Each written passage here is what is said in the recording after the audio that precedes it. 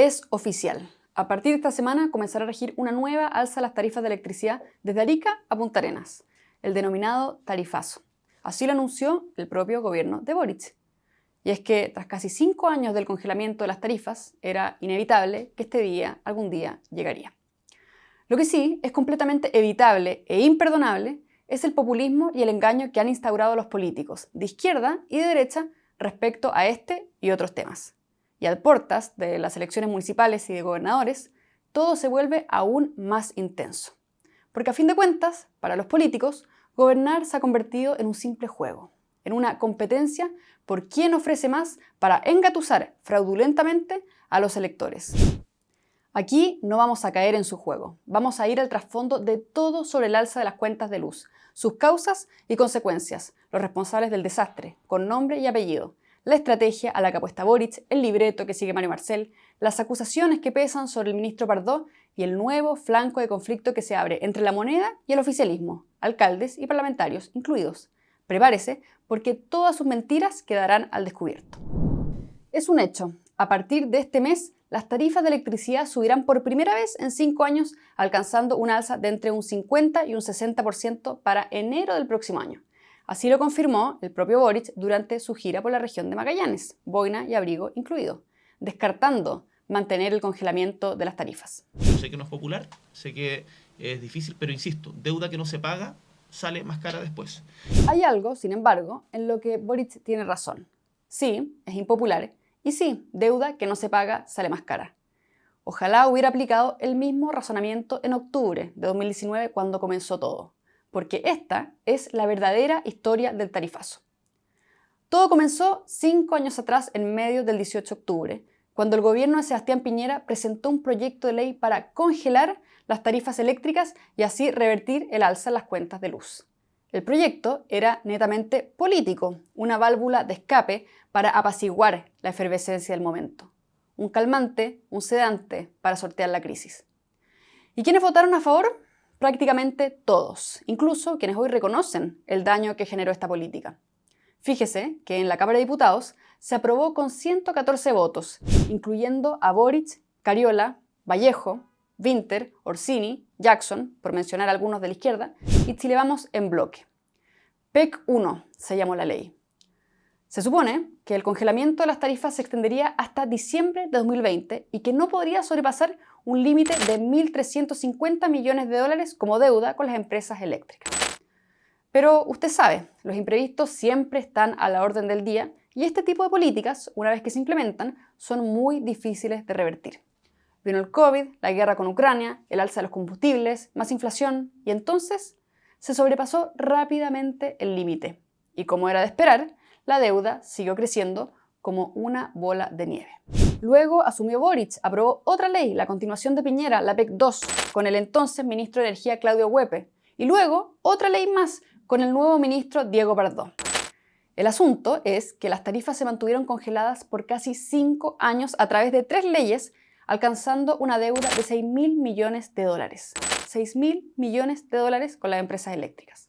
Según estimaciones del Ejecutivo, la mitad de la deuda correspondería al gobierno de Piñera y la otra mitad al de Boric. Un empate, dirían los más frívolos. Pero la verdad es que cuando se trata de finanzas públicas, políticos negligentes y deudas millonarias por pagar, los empates no existen. Los chilenos solo pierden y no hay nada que celebrar. Los recientes anuncios del gobierno tampoco son precisamente motivo de festejo. Pirotecnia populista. Eso es lo que han hecho. Boric sabe, entiende perfectamente que es impopular descongelar los precios. Más ahora que se avecinan elecciones, es riesgoso como jugar con fuego. Lo sabe también su coalición, sobre todo los alcaldes comunistas y frente amplistas que comenzaron a presionar a la moneda respecto a este tema. Nadie quiere asumir el costo político de portar malas noticias, como el alza de las cuentas de luz. Nadie quiere perder el botín electoral. Y es por esto que su estrategia, al menos práctica, se ha centrado en descomprimir el conflicto a través de válvulas de escape. ¿A qué me refiero? A compensar las malas noticias con aparentes buenas noticias en forma de subsidios. Y todo esto, por supuesto, pensado en clave electoral. Esto es muy importante que no lo pierda de vista, porque a fin de cuentas todo se trata de votos, plata y poder. ¿Qué hizo el gobierno? anunció un subsidio para el 40% más vulnerable de la población, equivalente a 1,5 millones de familias, para suplir el alza de precios. Subsidio que se pagaría, adivine, la primera semana de octubre, mismo mes de las elecciones municipales y de gobernadores, para que justamente la gente lo tenga ahí, en la retina, a la hora de votar. Lo más descarado, sin embargo, fue el anuncio que hizo el ministro Pardo solo unos días después, pero no nos adelantemos, ya le voy a contar más sobre eso. Esta es, a grandes rasgos, la estrategia práctica, más operativa. Pero, ¿qué hay de la estrategia comunicacional? A mi parecer, lo que ha hecho el gobierno es instalar un juego de roles, un reparto de libretos, de policías buenos y malos para sortear los obstáculos, descomprimir el conflicto y distribuir los flancos de ataques. Insisto, esta es mi apreciación. Quizás las cosas en el segundo piso de la moneda son mucho más improvisadas de lo que uno cree. Pero, en fin, ¿qué rol asume cada uno? ¿Cómo se reparte el libreto? Boric es quien da el puntapié inicial. La mala noticia, el descongelamiento de los precios. Pero, ojo, jactándose de lo que efectivamente carece, de responsabilidad. Es decir, a partir de un hecho negativo, impopular, proyectar una imagen positiva, prudente, responsable de sí mismo, por el bien del pueblo. Como presidente de la República, yo tengo el deber de ser responsable y pensar no en la próxima elección, sino en la sostenibilidad de las finanzas públicas, pensando en las familias chilenas. A lo que luego añadió: yo sé que no es popular, sé que es difícil, pero insisto, deuda que no se paga sale más cara después. El ministro Marcel interpreta a la voz de la sabiduría, el hombre serio del gobierno, el que pone orden en las filas, es realista, sabe de números y es tajante en sus diagnósticos, porque simplemente cuando no hay plata, no hay plata. Esto fue lo que dijo el ministro de Hacienda al ser consultado sobre el tarifazo, descartando ampliar el subsidio. O sea, si hoy día no hay recursos para financiar un aumento de la PGU, difícilmente podría haber recursos para ampliar el subsidio eléctrico. Lo insólito es que si Marcel efectivamente asumiera el papel que aparenta asumir, la voz de la sabiduría, de la cordura, la que no cede ante las presiones populistas, como celebraba una editorial de La Tercera hace unos días, sería difícil que pasara lo que finalmente pasó. Solo 5 días después de este episodio, el gobierno se desdijo de los dichos de Marcel y redobló su apuesta. Anunció un proyecto de ley para triplicar la cobertura del subsidio. Si antes cubría a 1,5 millones de familias, ahora pretende cubrir a 4,7 millones de familias, es decir, cerca de 15 millones de personas. ¿Dimensiona el universo electoral que comprende esto? ¿Los potenciales electores a los que buscan seducir? Más beneficiarios, más votos, más electores cautivos. Es impactante y se ríen en nuestra cara. Así lo anunció el ministro de Energía, Diego Pardo. Presentar un nuevo proyecto de ley. Este proyecto de ley lo que busca es triplicar la cobertura del subsidio a hogares vulnerables. A su vez, vamos a atender también las necesidades especiales que tienen. Yo no sé, tengo serias dudas al respecto de cuál es el rol que efectivamente cumple Marcel, el Pepe Grillo económico del círculo de Boric. ¿Es su seriedad y cordura una simple fachada? ¿No es lo suficientemente influyente como para incidir en las decisiones de poder? ¿No lo escuchan? ¿No se hace escuchar? ¿O simplemente a estas alturas le da un poco lo mismo todo? En este episodio en particular del tarifazo, ¿será que las presiones del oficialismo pesaron más? ¿Que el factor electoral cobró más fuerza? ¿Que el gobierno, en su afán de evitar el desbande de alcaldes y parlamentarios oficialistas, tiró toda la carne a la parrilla con los subsidios? Es muy probable que así sea. Por eso, no es casualidad que declaraciones como las de la alcaldesa comunista por Santiago y candidata a la reelección, Iracy Hasler, encarando a la moneda. El subsidio que ha planteado el gobierno lo valoramos, pero decimos firmemente, no es suficiente. Y por eso es fundamental un aumento del subsidio para las familias chilenas. En esta pasada, Iracy asume el papel de la inconformista del oficialismo, la defensora del pueblo, la candidata ansiosa por la reelección y el poder que incomoda al propio poder. Pero, como le decía, es una fachada, un personaje más en esta puesta en escena. Dudo que haya un conflicto, un enfrentamiento real. ¿Y los parlamentarios del Frente Amplio? ¿Qué tenían que decir al respecto? ¿Abrieron fuego amigo contra Boric también desde el Congreso? Así pareciera. Antes, 2 días antes que el gobierno anunciara el megasubsidio, la ampliación del subsidio, diputados del Frente Amplio acusaron que desde la moneda no estaban escuchando sus propuestas. Entre ellas, adivine, subir impuestos. Específicamente, subir el impuesto al carbón para aumentar la cobertura del subsidio de 1,5 millones de familias a 3 millones. Todo parece indicar que las presiones internas causaron efecto en Boric, porque su propuesta de cobertura superó con creces la de sus compañeros en el Congreso. 3 millones de hogares versus 4,7 millones. ¿Financiado con qué? Con más impuestos, obvio. Una sobretasa al denominado impuesto verde, otra sobretasa en el cargo por servicio público y un mayor aporte fiscal en la recaudación del IVA. Eso al menos es lo que anunció el ministro Pardo. Y fíjese que si ahora parlamentarios del Frente Amplio asumieron un rol más confrontacional de acusetes del gobierno, por mero oportunismo, claro está, ¿sabe quién salió a respaldar al gobierno y al fin del congelamiento de los precios? La expresidente de la CUT y secretaria general del Partido Comunista, Bárbara Figueroa. El problema no puede ser solo que nosotros estemos subsidiando. Yo estoy plenamente de acuerdo. No podemos estar eternamente subsidiando. Esta ha sido, a mi entender, parte de la estrategia comunicacional del gobierno respecto al tarifazo. Repartir roles para amortiguar golpes. El problema es que en los últimos días se han multiplicado los frentes de combate. Diputados independientes y del PPD que buscan derogar la ley de tarifas eléctricas del gobierno, rumores de una posible acusación constitucional contra el ministro Pardo, acusándole incluso de no transparentar las alzas reales de las tarifas y mentir en las comisiones, y voces críticas dentro del Partido Comunista como Carol Cariola. Un laberinto político con múltiples aristas que complica al gobierno. Y todo esto, por supuesto, hay que entenderlo además en clave electoral, porque hay intereses creados. Aquí es muy importante fijarse en los hitos.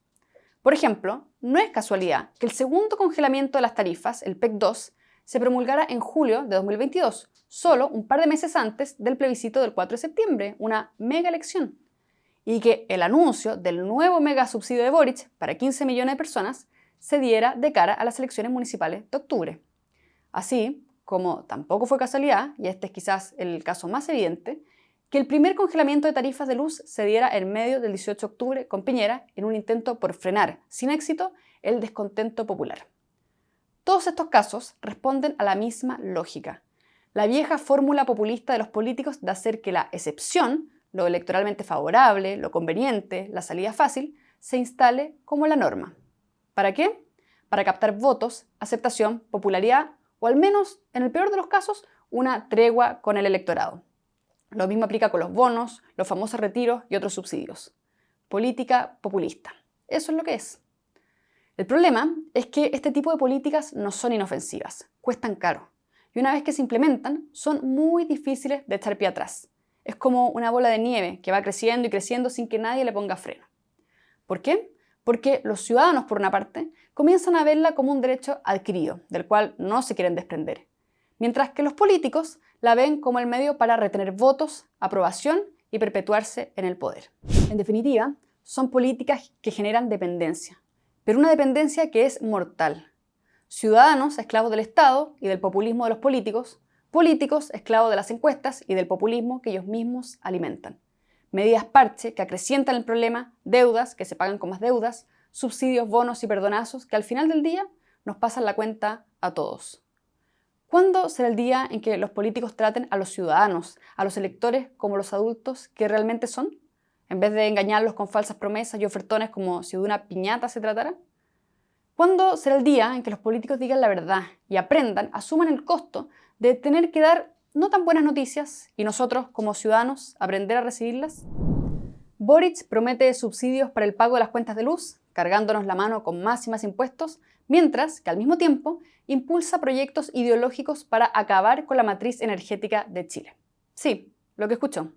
Aquí le voy a explicar la nueva arremetida del Partido Comunista y el Frente Amplio en nombre de la crisis climática y su estrategia para subir en las encuestas. ¿Usted sabe lo que es la transición socioecológica justa? Yo no lo sabía hasta ahora. Resulta que la izquierda radical de Boric presentó un proyecto de ley en el Congreso que, de aprobarse, nos condenará al fracaso y al subdesarrollo.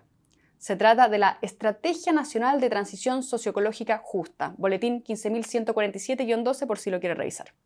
Nuestro director de estudio, Francisco Cancino, nos advertía de esto hace unos meses. ¿Y qué es esto?, se preguntará. ¿Qué busca el proyecto? Básicamente, refundar el modelo económico y social bajo la causa ambientalista. Pero, ojo, no se trata meramente de una agenda verde, sino de una agenda de poder. El proyecto lo dice así. una transición socioecológica justa requiere nuevos sistemas de gobernanza y distribución del poder, que apunta no solo a modificaciones tecnológicas o industriales, sino además de un cambio de modelo económico y social, dejando atrás la mera lógica extractivista y de crecimiento infinito, que ha ido dominando las decisiones incluso ambientales de los últimos 30 años. Se lo explico de otra forma. Buscan boicotear el sistema, frenar cualquier forma de desarrollo a punta de restricciones y regulaciones muchas veces absurdas o irrealistas bajo el fundamentalismo religioso del ecologismo radical. Escuche, en su artículo número 3 dice: se priorizará siempre las actividades, políticas, proyectos, planificaciones y regulaciones que potencien la transformación socioecológica justa y equitativa hacia el abandono del extractivismo y su dependencia y el avance hacia el decrecimiento y la disminución en el uso de la energía. El decrecimiento, curioso concepto este. En el artículo número 4, lo mismo. ¿Podrá el Estado, por tanto, abordar los ciclos de producción y consumo de forma holística, considerando a las comunidades y la naturaleza, a fin de transitar hacia una economía decreciente? O sea, nos quieren en el subdesarrollo del subdesarrollo, bajo tierra, literal. El proyecto ha ido avanzando y se eliminaron las referencias a este concepto del decrecimiento hasta nuevo aviso. Pero, ¿quiere saber más datos insólitos de este proyecto? La infaltable cuota ideológica del género. Escuche, la transversalización de género deberá ser incorporada en todo el proceso, discusión, diseño e implementación de una transición socioecológica justa. Y presta atención a esto también, artículo número 3. Las comunidades, con sus diversos actores, en especial los sectores social e históricamente excluidos, como los trabajadores y las trabajadoras, mujeres y pueblos indígenas, podrán participar de forma activa y protagónica en los procesos de toma de decisiones. Y no solo eso, sino que se deberá respetar la autonomía de las comunidades y sus actores para decidir cómo, para qué y qué actividades se podrían generar en el territorio. ¿Entiende entonces que no se trata simplemente de una agenda verde, sino de una agenda de poder?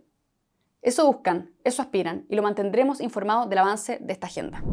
Hace unos días, el gobierno celebraba una de sus mayores promesas de campaña, el aumento del sueldo mínimo a 500.000 pesos. Un logro histórico, repetían, el alza más grande de los últimos casi 30 años. Lo celebraba la ministra comunista Vallejo, la ministra comunista Janet Jara, lo celebraba Boric. Le estamos dando una buena noticia al país, que es que con mucho orgullo podemos decir que a partir de hoy, 1 de julio, el salario mínimo en Chile es de 500.000 pesos. Y quizás usted, para sus adentros, también se alegró.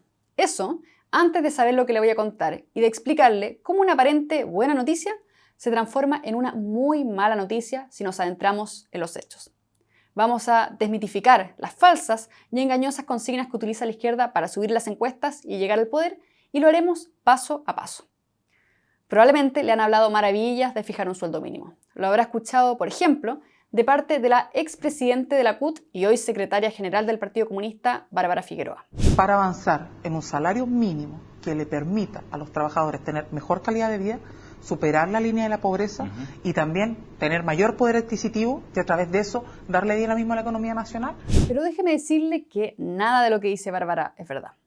Fijar un sueldo mínimo no va a mejorar la calidad de vida de los trabajadores, ni va a sacarlos de la pobreza, ni van a tener más poder adquisitivo, ni va a dinamizar la economía. De hecho, probablemente produzca todo lo contrario, y los más afectados serán precisamente los más pobres.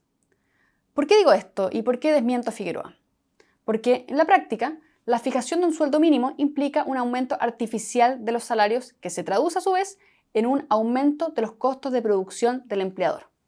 O sea, se transforma en una carga extra para él porque se verá obligado a pagar más por la misma cantidad de trabajadores y el mismo nivel de productividad.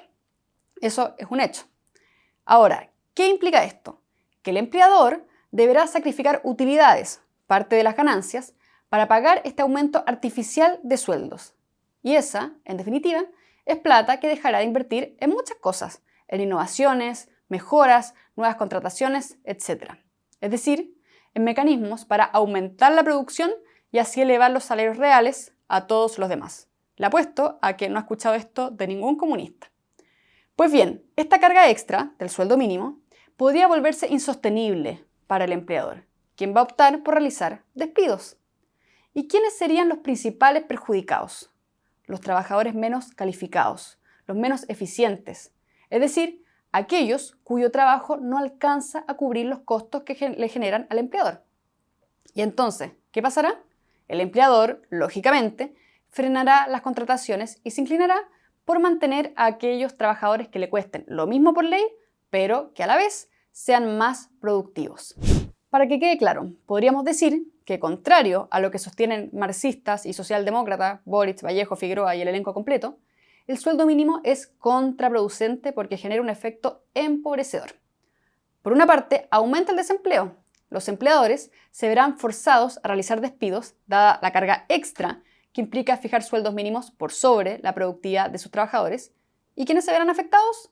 Los empleados menos calificados, porque serán reemplazados por empleados más calificados que trabajarían por el sueldo que fija la ley. Y, por otra parte, aumenta la pobreza. Los trabajadores menos calificados quedan fuera del mercado laboral, ya que es más difícil que alguien esté dispuesto a contratarlos dado su elevado costo en relación a su productividad.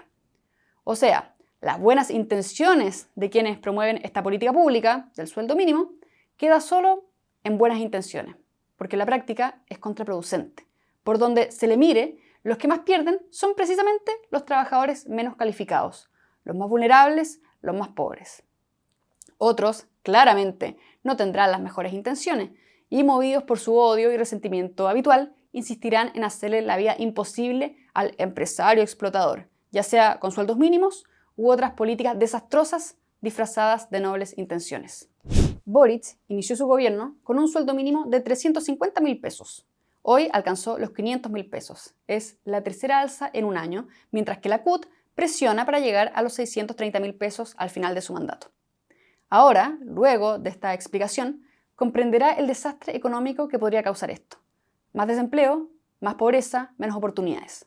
Eso sumado, probablemente, a más impuestos y más inflación. Se viene un panorama no muy alentador, pero aquí estaremos para advertirle de todo. Si te gustó este contenido y crees que puede ser útil para alguien más, te pido un único favor: reenviar este video a 5 personas. 5 personas que consideres que tienen que saber esto. Si me ayudas con eso, solo con eso, créeme que podemos hacer una gran diferencia, mucho más de lo que imaginas. Soy María José Olea, directora de comunicaciones de FNM, y te invito a ser nuestro socio con una suscripción mensual, del monto que quieras y puedas, para poder seguir haciendo lo que mejor sabemos hacer.